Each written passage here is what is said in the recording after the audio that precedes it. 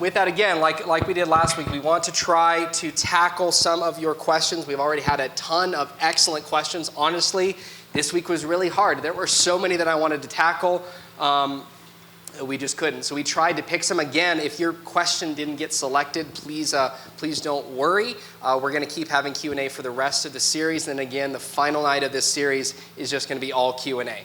So we want to get to your questions. If you still have other questions that are, burning questions, again, we have that black box over there. You can write your question down. You don't have to put your name on it. We're not looking for names. We just want to hear your questions. We also have it on Instagram. You can tell your leaders whatever that looks like. But we want to hear your questions, so we want to try and tackle those. So with that, here's the first question. How do you know they are who God intends for you to be with? I'll let you answer that one. So in other words, how do you know if they are the one? So first, I think going back off of what Taylor had said in his first message of the series, are you in communion with Jesus?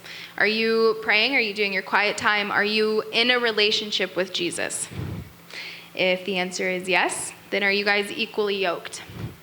Third, do you guys have similar hopes and dreams? I think that's really important because you may be in communion with the Lord, you may be equally yoked, but your guys' vision for the future may be completely different.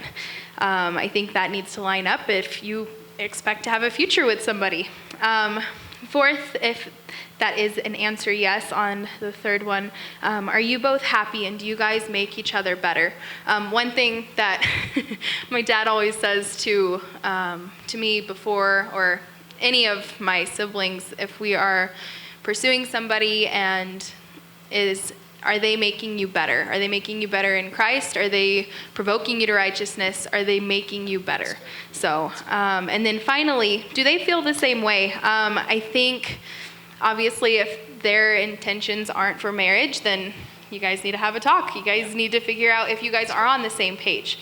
But in Psalms 37:4, it says, "Delight yourself in the Lord, and he will give you the desires of your heart." So ultimately, if you are checking yes on all of the above, and you are delighting yourself in the Lord, he will give you the desires of your heart. So you literally will just know. So, yeah. That's good. That's really good. So this one kind of ties into it a little bit. The question, when/how do you know that you're in a good relationship? So I think we can kind of base it off of the framework of, first, again, are you, like you said, are you walking in communion with Jesus? Are you loving God first? Are you loving your neighbor? That's where you need to be starting. But in terms of knowing, am I in a good relationship, or when, you should know pretty quickly. And I would hope that you would even know going into that relationship if it's a good one or not. Because with that being said, if you're looking at, again, as we've kind of talked about tonight, about what defines a toxic relationship, that maybe the person you're with seems to be more interested in gratifying their own desires rather than your sanctification together as believers. If they're more interested in lusting, if clearly like this relationship, which is not marriage yet, and it's very just lust-filled, those are some indicators that it's not good. If it's one of those where you feel like maybe you or them, they're just consuming, that this isn't a serving relationship. We're called to serve and love our neighbors. If you can look at those questions and you think that that's what's going on, those would be some indicators that you're maybe not in a good relationship. But even with that, another way that you can tell is relationships are not meant to be gone through alone. With that, we live in a community. We are relational beings. God has placed us specifically in this season. God's placed you in this youth group, in this church. If you're dating this person or you want to date this person, you should be talking to other people in your life. Like, is this a good person? Like, do they, I really like them, but we also have to realize that we're not always the most objective, especially when it comes to our feelings and our emotions. Asking people, maybe your leaders, whether it's Savannah, myself, or whoever that might be, hey, what do you think about this? Like, do you think that this is a good relationship? A lot of times those questions, it's hard to answer those if you're doing that in isolation. Relationships between those two people, you should be doing that in a community. You should have people around you to support you and sometimes even tell you very honestly, hey, this relationship isn't good. I know you may think it's good, but it's really bad. And I've had to be in that position of having to tell people like, hey, this relationship you're pursuing, I don't think this is healthy. I don't think this is what Jesus has for you. I don't think it's your best.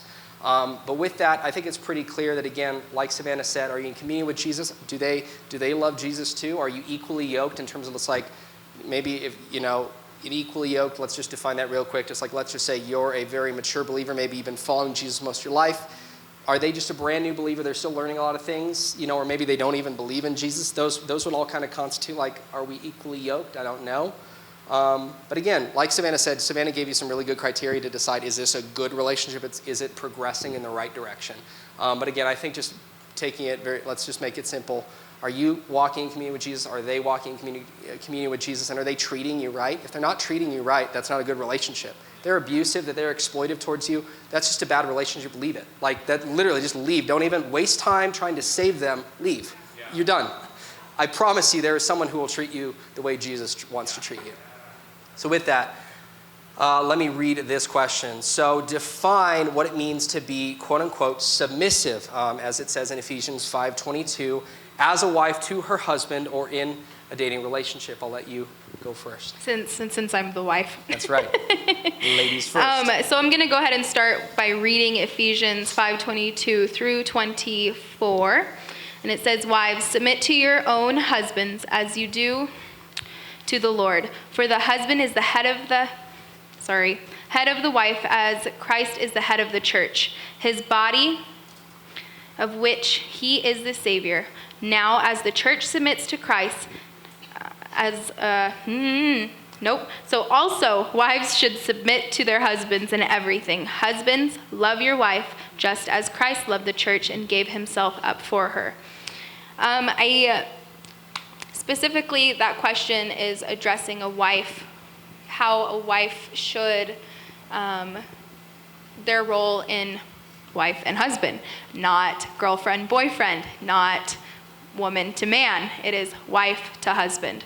I think that's really important to take into consideration when asking that question. First of all, since it is addressing a marriage relationship, marriage is meant to be an example of our relationship, the church's relationship with Christ. And knowing that Christ has the best interest for us in that. So yes, the example for the church. And my job as a wife is to trust my husband and is to trust what God has placed in front of me to lead me. And that is the entire. So I think if we switch the word submit or be submissive into trusting what the Lord has placed in front of us is really, really important. Now, since the end of that question was, or in a dating relationship, since it is addressing a marriage relationship, I don't think that has anything to do with it. And like I said before, it is not girlfriend, boyfriend, woman, man. It is specifically addressing wife to husband. Now, all of you, we have a couple leaders in here who are married, but the majority of the people in this room are not married. So therefore, you are not one with the person you are in a relationship with. And that means that you are still under the authority of your parents. So you are to be submissive or to trust what your parents and what God has placed over you. So that's good. That's really good. And with that, and again, just reiterating what Savannah said, because I've seen that. We even got a couple questions that are kind of just like what's the girl and guy's role in a dating relationship? Like how should the girl be submitting? I'll just be very frank. Girls, you do not have to submit to your boyfriend. He has zero authority over you. And just like with this, guys, if you are telling your girlfriend that she needs to submit to you, again, come up to the stage and I will help you break up, because you should not be in a relationship. Guy, until you, and here's the deal, and I'm not just trying to like say this to like flex, but like until you've stepped up to the altar, until you made a covenant with that person in front of God, you are not married. And I've seen some dating couples, even in Spectrum, who kind of like you're dating, but you act like you're married. Guys, you're not married. Like you have not, unless you eloped and got married and I had no idea, until you're wearing one of these, you're not married. You have to make that covenant with God. That's a step where, like Savannah said, what Paul talks about in terms of just the way we submit to each other, that's when that really comes into effect. If you're just dating, you don't have authority over each other. You're called to love each other, called to serve each other, but guys especially, you should not be telling your girlfriend that she needs to submit to you because she doesn't. You don't have that authority, my friend. So if that's a problem, again, come talk to me after service. We can chat about that.